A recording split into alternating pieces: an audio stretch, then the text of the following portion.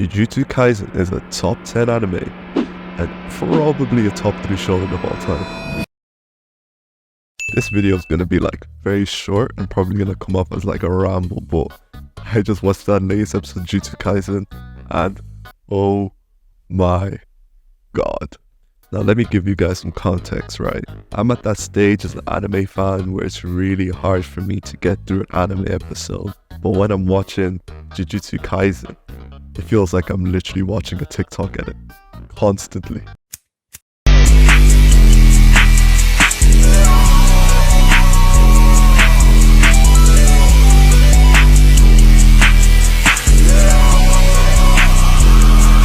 Let me see your hands to bring you outside in my land. I've been with the gangsters and then news hanging out the window, let it bang. For the right price, you'll do, yeah. That's my right hand man. We out in Shibuya, outside in Japan.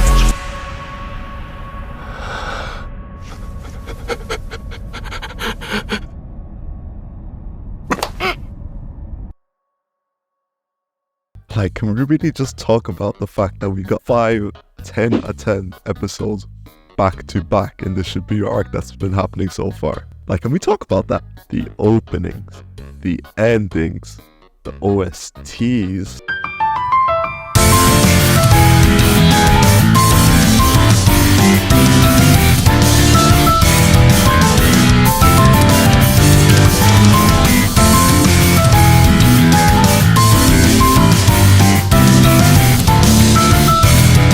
Like, for real, I haven't felt like this watching an anime since like Naruto. I prefer really not to speak. If I speak, I am in big trouble. In big trouble. And I don't want to be in big trouble. I think a big key word when it comes to Jujutsu Kaisen is subversion of expectations. For example, the hidden demon trope. Jujutsu Kaisen does this as well, but very differently in my opinion.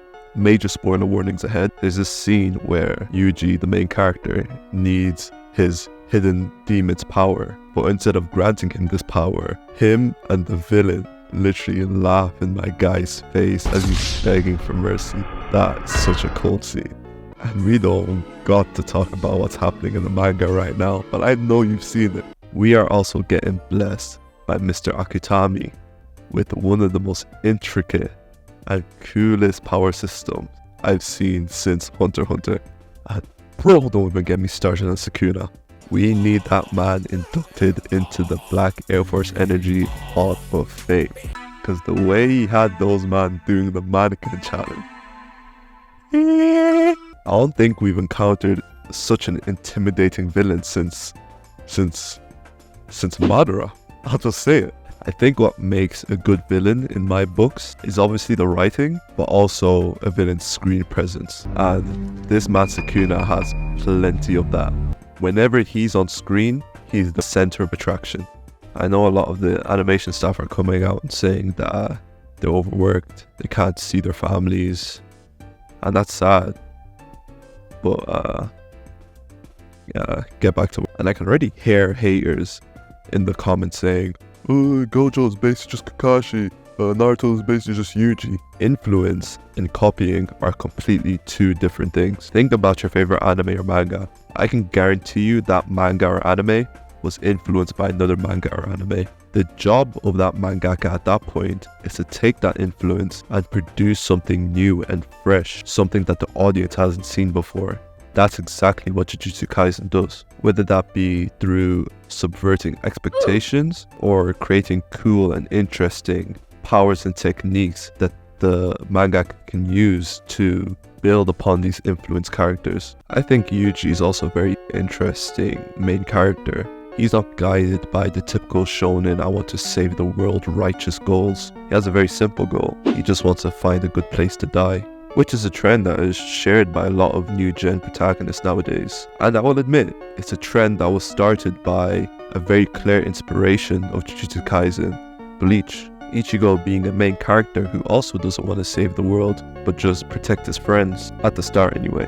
I just want to end off this rant with a dialogue. When are we going to stop giving the old big three such a high pedestal? Like, I just feel that a new anime can come out and be better than an old anime in every single way, but just because of nostalgia buff, the old anime is considered better.